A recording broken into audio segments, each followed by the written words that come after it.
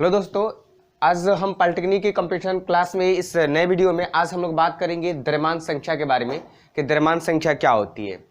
तो सबसे पहली बार एक चीज़ याद रखिएगा कि जो एक परमाणु होता है, यहाँ पे देख लीजिए, मान लीजिए कि जो परमाणु होता है, तो थोड़ा सा परमाणु के बारे में जान लेते हैं। इसको तो मैंने बताया भी था, लेकिन एक बार और जान लेते हैं। जैसे मान लीजिए कि ये एक आपका क्या है, परमाणु है।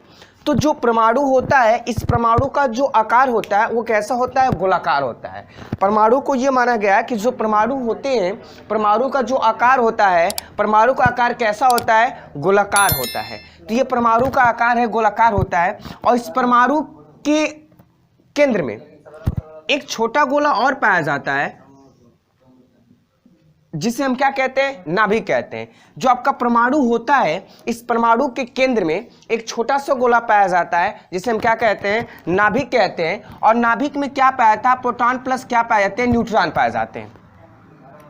तो मैंने क्या बताया, ध्यान से सुनिएगा कि जो द्रव्यमान संख्या है, तो द्रव्यमान संख्या किस पर निर्भर करती है। तो एक शब्द में बोल सकते हैं कि जो द्रव्यमान संख्या होता है, यानी कि जो नाभिक में प्रोटॉन प्लस न्यूट्रॉनों की संख्या होती है, उस पर निर्भर कौन करता है, द्रव्यमान संख्या। यानी कि प्रोटॉन प्लस न्यूट्रॉन बराबर क्या होता है बच्चों, द्रव्यमान संख्या होती है। तो मैंने बताया क्या, ध्यान से सुनिएगा कि जो द्रव्यमान संख्या का मतलब क्या होता है। तो मैंने बताया कि जो आपका क्या होता है कि प्रोटॉन प्लस न्यूट्रॉनों की संख्या ही क्या होती है, मतलब प्रोटॉन और प्लस न्यूट्रॉन दोनों की संख्या को जोड़ देंगे तो क्या आएगा, द्रव्यमान संख्या आएगा। लेकिन एक बात आई परमाणु की, तो थोड़ा सा जान लेते हैं परमाणु के बारे में। आपको मैंने बताया, लेकिन एक बार और सुनिएगा कि जो परमाणु होता है, परमाणु जो होता है कैसा होता है, गोलाकार होता है।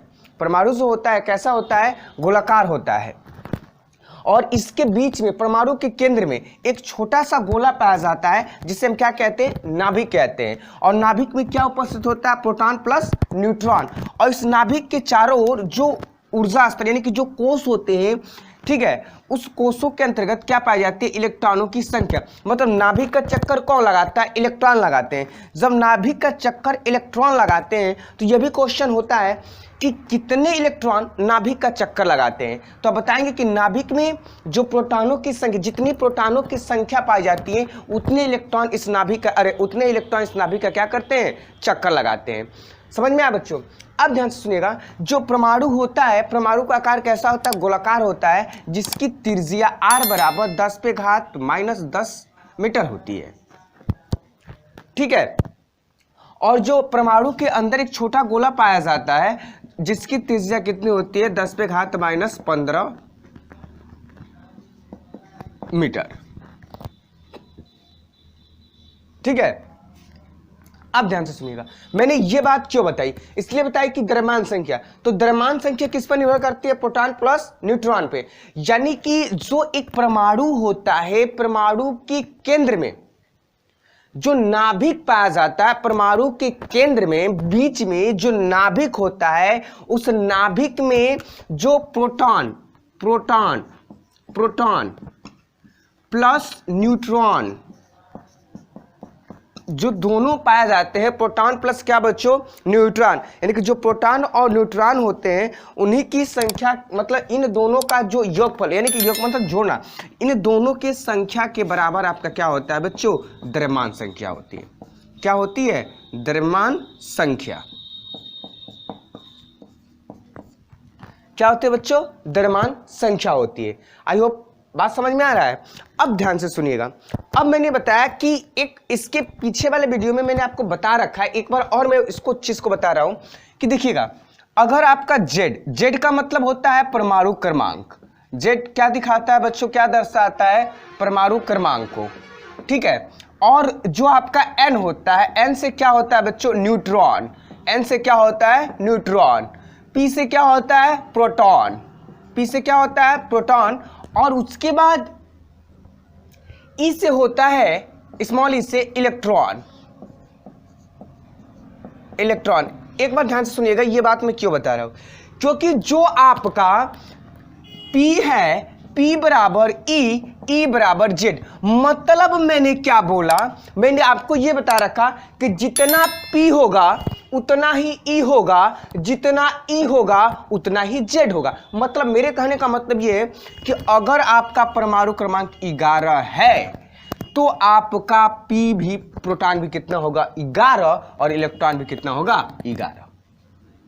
समझ में आ रहा? इसलिए प्रोटॉन, इलेक्ट्रॉन और परमाणु क्रमांक, इन तीनों की संख्या क्या होती है? एक दूसरे के बराबर होती है। समझ में आ रहा है? तो अगर मान लीजिए कि मुझे किसका द्रव्यमान निकालना हो, मुझे इसी का ले लेते हैं। 11 परमाणु क्रमांक किसका होता है? सोडियम का होता है। 11 परमाणु क्रमांक किसका होता है? सोडियम का। अगर 11 परमाणु क्रमांक सोडियम का होता है तो इसका मुझे द्रव्यमान पता करना है। इसका मुझे क्या पता करना है? द्रव्यमान। तो जब द्रव्यमान पता करना है तो उसके पहले हमको दो चीज पता होना चाहिए, प्रोटॉन और न्यूट्रॉन। प्रोटॉन और न्यूट्रॉन को पता कैसे करते हैं? तो ध्यान दीजिएगा, इसके लिए एक मैं छोटा सा फॉर्मूला बताया था, उसको काउंटिंग करेंगे तो आपको सब कुछ एक साथ, द्रव्यमान भी आपका, द्रव्यमान संख्या भी आ जाएगी और ये भी आपका आ जाएगा। कैसे? ध्यान से सुनिएगा, देखिएगा। ये जैसे विषम परमाणु है ना एटॉमिक नंबर के आधार पे, तो इसके लिए फॉर्मूला मैंने क्या बताया था? n गुणे 2+1। ठीक है, n क्या बताता है? n किसका वैल्यू है? परमाणु क्रमांक का। कितना है? 11 गुणे 2 + 1, 22 + 1 बराबर कितना हो जाएगा? 23।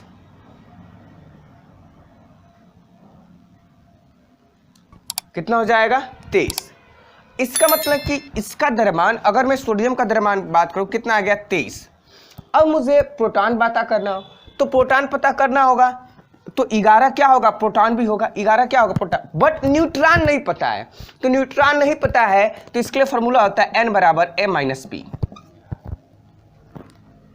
या a-p कर दिया, द्रव्यमान संख्या। हाँ, एक और बात, द्रव्यमान संख्या को किससे दर्शाते हैं? कैपिटल A से। जो द्रव्यमान संख्या होती है, द्रव्यमान संख्या को किससे दर्शाया जाता है? कैपिटल A से। ठीक है, तो ये आपका n बराबर A की वैल्यू मैंने निकाल रखा है 23, P की वैल्यू क्या है? माइनस है। P की वैल्यू क्या है? 11, n बराबर कितना आ जाएगा? 12। अब ध्यान से सुनिएगा, अब हमें मान लीजिए प्रोटॉन भी पता हो गया और न्यूट्रॉन भी पता हो गया। अब मुझे A पता करना हो तो देखिएगा, A बराबर लिखते हैं P + n। ध्यान से देखिएगा, A बराबर P कितना दिया है? 11, n कितना दिया है? 12, A बराबर कितना आ जाएगा? 23। समझ में आया? तो द्रव्यमान संख्या को कैसे बताया जाता है, क्या चीज, मैंने बेसिक कॉन्सेप्ट दे के इस पूरे टॉपिक को समाप्त कर दिया। अगर ये वीडियो आपको अच्छा लगे, समझ में आया, तो अभी कभी क्या करें? लाइक करें, ज़्यादा से ज़्यादा शेयर करें। ठीक है, और जो भी आपको प्रॉब्लम क्रिएट होती है आप कमेंट बॉक्स में लिख के भेजें। ओके बच्चों, तो ये वीडियो अगर अच्छा लगा हो तो अभी कभी क्या करें? लाइक करें। Thank you.